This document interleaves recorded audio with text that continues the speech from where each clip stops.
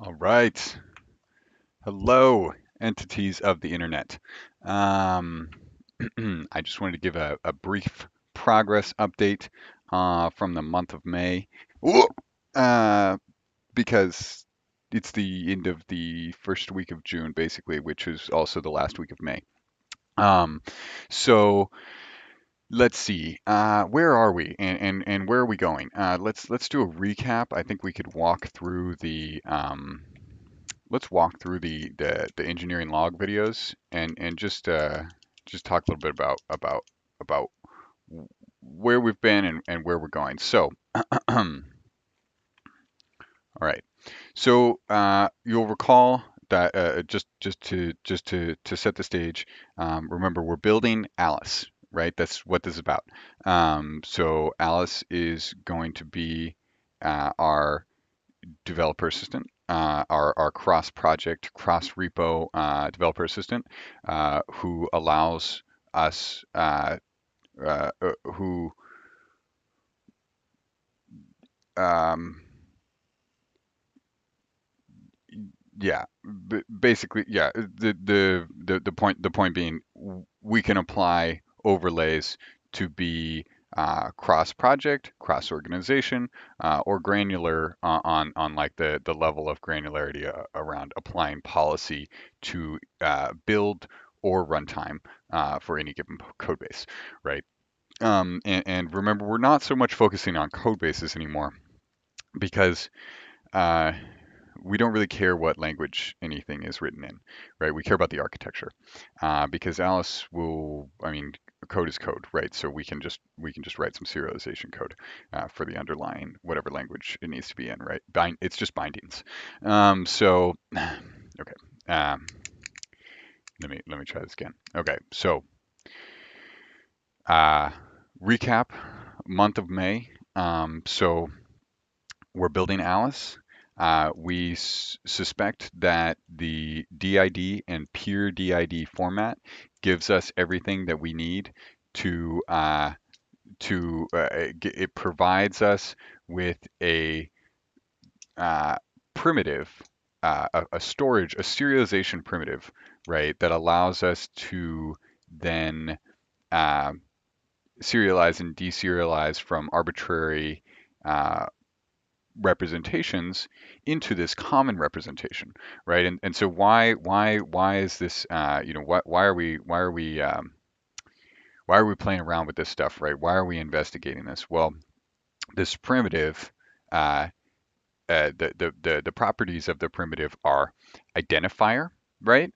Uh, document with schema, and then links to other documents, right? So that maps very well to our concept of the manifest, which we wrote the shim layer for, and we've been talking about.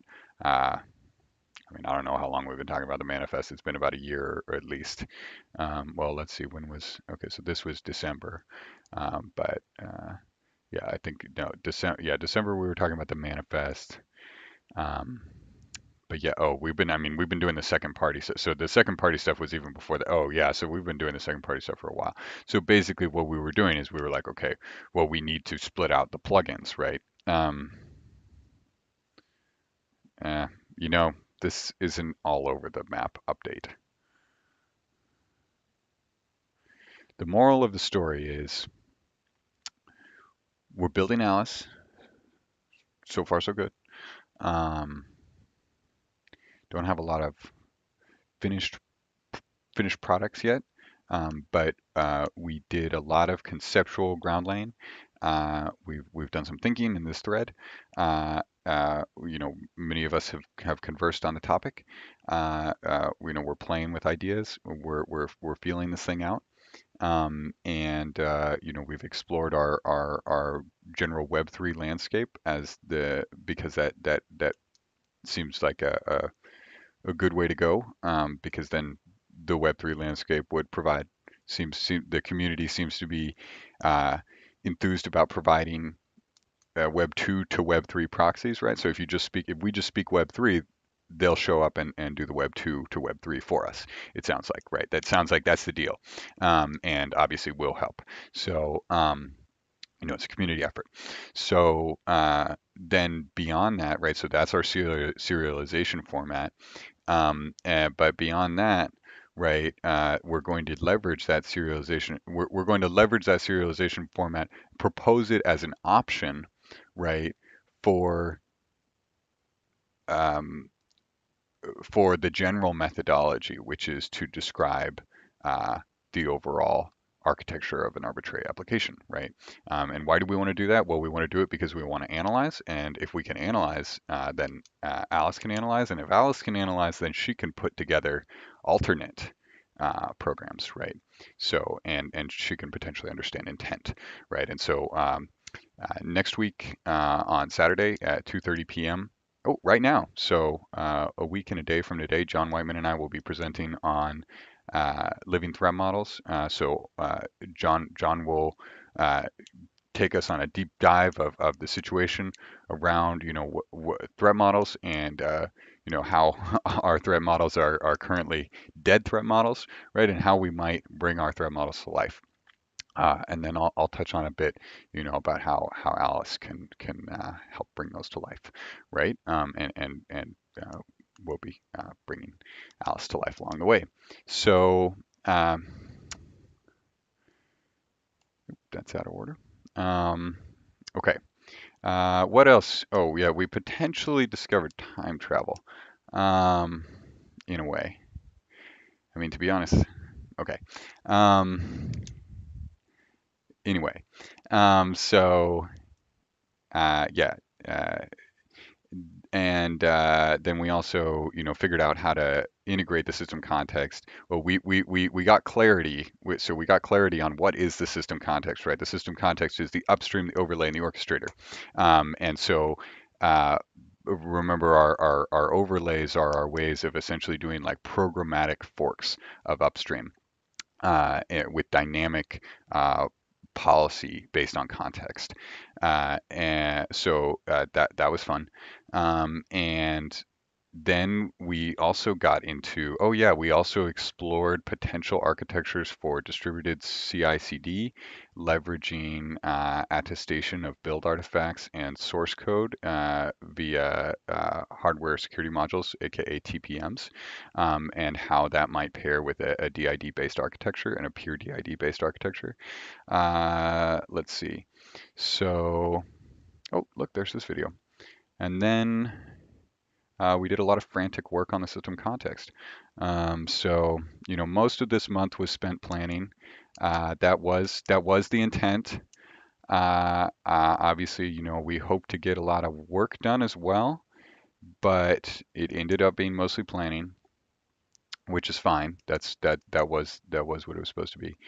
Um, but yeah, so I think we can expect so for next week and for June, we can expect that we'll continue work with the system context, right? We'll continue to flush out um, overlays and upstream and their application and the granularity thereof, as well um, um,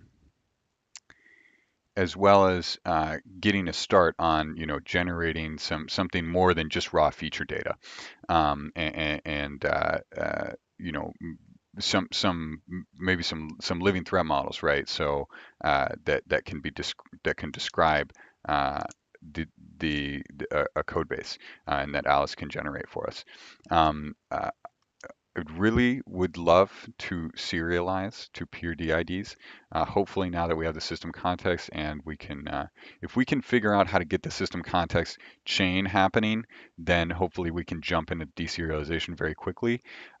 We were going to do data flow as class um, as the mechanism by which we implemented the input networks for serialization and deserialization, as well as communication of, with arbitrary chains. I think we're ready to go on that now. We just need to iron.